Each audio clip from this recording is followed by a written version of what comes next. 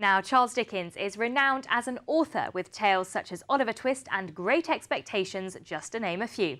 But did you know that he was also something of an amateur magician? Well, a free event being held at Dickens' Birthplace Museum in Portsmouth takes a look at the author's other passion, exploring some of the routines he would perform for friends and family and how this would inspire characters in his novels. Our reporter Richard Stringer was there. Portsmouth-born author Charles Dickens is well known for his literary masterpieces, but in his spare time he would enjoy learning magic tricks and perfecting sleight of hand, and a free event looks to unlock this little-known aspect of his life. Dickens is hugely interested in magic throughout much of his career, actually, but in the 1840s he performs magic shows for friends and family around Christmas time, around Twelfth Night, for his children's birthdays.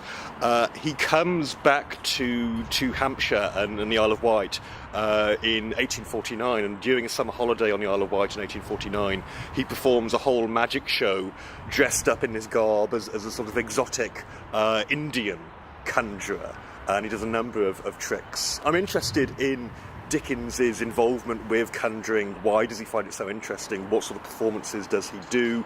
Is he any good at doing it? And how does it relate to his novels? So it's part of this broader nationwide event, which is meant to sort of make academic research accessible and to bring the public in and say, look at what we're doing and look at the sort of new work that's going on.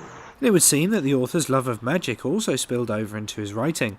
I think the major reference to magic in Dickens's work is in his 1841 novel, The Old Curiosity Shop, where which is a novel all about popular culture, is a novel all about different forms of entertainment. And there's a minor character in The Old Curiosity Shop who's called Sweet William, who is a travelling magician. And he only appears for a couple of pages, but he's this memorable character because Dickens describes him as doing tricks on the cards. But his main trick is to push pieces of lead into his eyes and then bring them out through his mouth in sort of this bodily magic, which is something that conjurers used to do in the 1840s. He didn't actually do that. It's a sleight of hand misdirection. But we see the influence of magic throughout his novels. One of the tricks that he does I'm interested in, which is making a small doll vanish and then reappear, is an image which actually recurs in Bleak House, which has a doll which vanishes and then reappears at certain points in the text. And as well as talking about Dickens' magical tendencies, Dr. Pittard will also attempt to recreate one of his acts.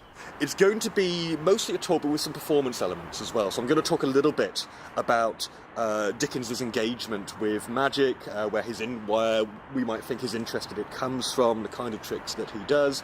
We're going to have some performed readings, and I'm also going to show how one of the tricks was done. As well. I'm not a magician myself, so it might go a bit wrong, but it doesn't matter so much because I'm going to give away the workings of it. Now, I know there's a lot of magicians out there who do shows based on Dickens's repertoire, so I'm not going to give away any of those tricks. I'm not going to give away any trade secrets. What I'm going to do is look at a particular one routine Dickens does, which isn't performed anymore because it's more of a children's trick. It doesn't sort of make it into the shows anymore. So it's a very simple workings, but it'll give, I think, people an insight into how Dickens performs, how he works as a conjurer, and how that influences his writing. It is absolutely free to come along, and we might have a few spaces on the day if people want to come along to the museum on Saturday afternoon. We might be able to fit them in as well. This is Richard Stringer for That's TV.